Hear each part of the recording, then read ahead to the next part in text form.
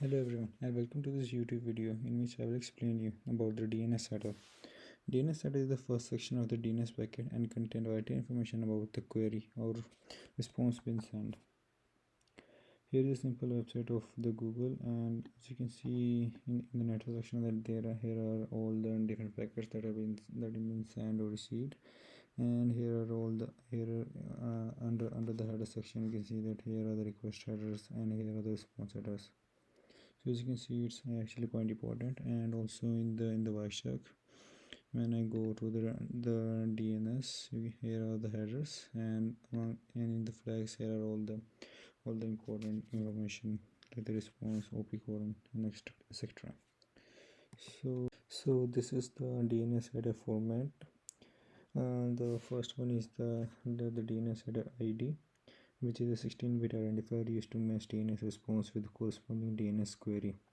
When a client sends a DNS query to a DNS server, it assigns a unique identifier to that query, which is included in the header of the DNS message. As you can see in the Wireshark, this is the transaction ID.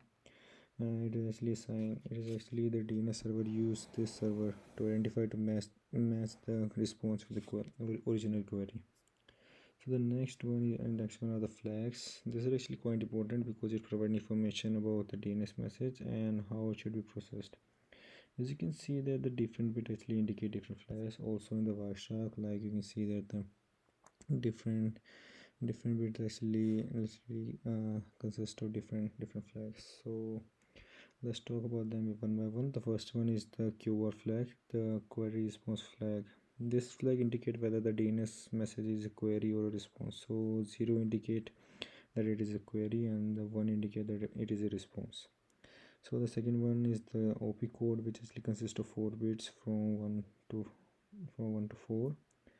This field indicate the type of the query being made.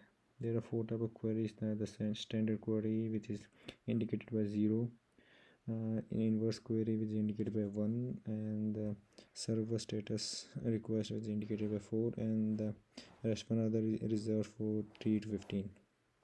The next one is the AA flag, authoritative answer flag. This flag indicates whether the DNS server provides the response is authority for the domain name in question.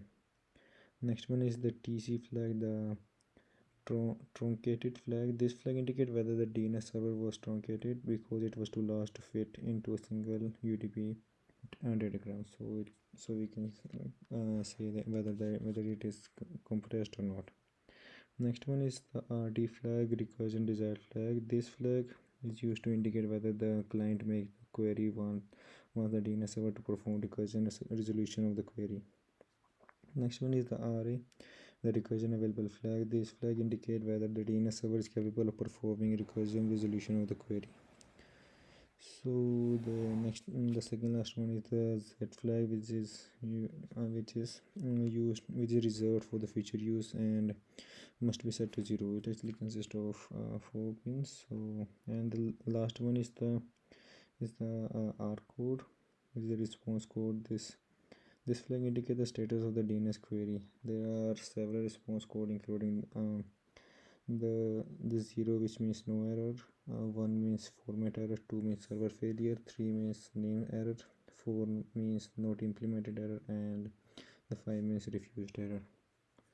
So that was all with the flags.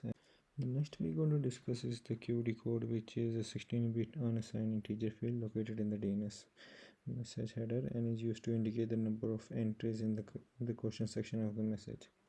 In that we can say that it represents the count of entries in the question section of the DNS query. The next is the EN count, which is also a 16-bit unassigned integer located in the DNS header, and it refers to the number of answers contained in the DNS message. It is used to indicate the number of resource records in the answer section of the message.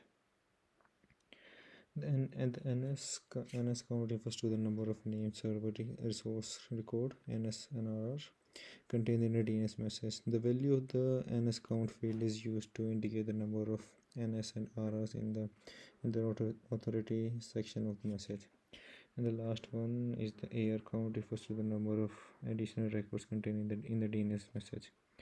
The value of AR is used to indicate the number of additional errors in the additional section of the message. So you can actually able to see that in the response of the packet that I opened, that the only the question is one and the rest one other zero, and so you can see that the response actually gives a question. So I guess that's it from my side, and thank you for watching the video.